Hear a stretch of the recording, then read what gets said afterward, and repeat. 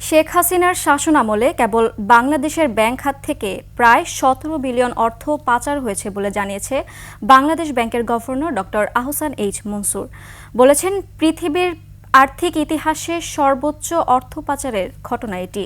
অর্থ পাচার করে একটি দেশের অর্থনীতি যেভাবে শুকিয়ে ফেলা হয়েছে, শিরোনামে নিউ ইয়র্ক টাইমস পত্রিকার প্রতিবেদনে এসব তথ্য উঠে এসেছে।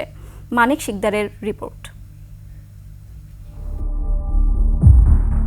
মার্কিন সংবাদ মাধ্যম দ্য নিউ ইয়র্ক টাইমসের অনলাইন সংস্করণে বুধবার এই প্রতিবেদনটি প্রকাশিত হয়েছে। যদিও গভর্নর আহসান এইচ মনসুরের সাক্ষাৎকার কবে নেওয়া হয়েছে তা এই প্রতিবেদনে উল্লেখ করা হয়নি।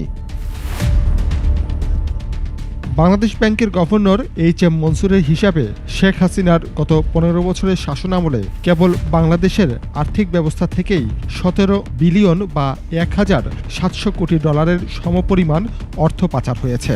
তবে অর্থনীতিবিদদের হিসাবে হাসিনার শাসনামলে বাংলাদেশ থেকে যে পরিমাণ অর্থ পাচার হয়েছে তা ৩০ বিলিয়ন বা ৩,০০০ কোটি ডলারেরও বেশি। তবে পাচার হওয়া টাকার প্রকৃত পরিমাণ কেউই নিশ্চিত নন। Ahsan H Mansoor New York টাইমসকে বলেন, সর্বোচ্চ রাজনৈতিক কর্তৃপক্ষ বুঝতে পেরেছিল লুটপাট করার জন্য সবচেয়ে ভালো জায়গা হচ্ছে ব্যাংক। এই প্রক্রিয়ায় বাংলাদেশের ব্যাংকগুলো শত শত কোটি ডলারের সমপরিমাণ অর্থ বিভিন্ন কোম্পানিকে ঋণ দিয়েছে, যে কোম্পানিগুলো অনেকগুলোরই অস্তিত্ব নেই।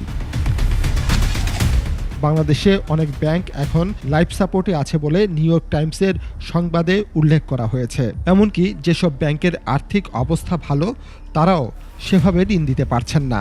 একমাত্র ওয়ালটন এসি দিচ্ছে ১ বছরের রিপ্লেসমেন্ট গ্যারান্টি। আমানতকারীদের টাকা সবসময় ফেরতও দিতে পারছেন না।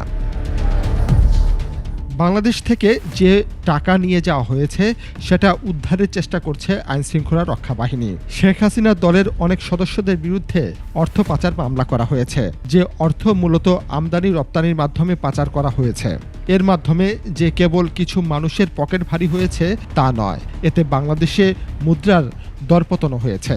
আহসান এইচ মনসুর বলেন, এবছর বাংলাদেশের প্রবৃদ্ধির বছর নয়, যদিও মূল্যস্ফীতির হার কমে আসছে ও প্রবাসী আয় প্রবাহ বাড়ছে। মানিক শিকদার, ২১ টেলিভিশন, ঢাকা।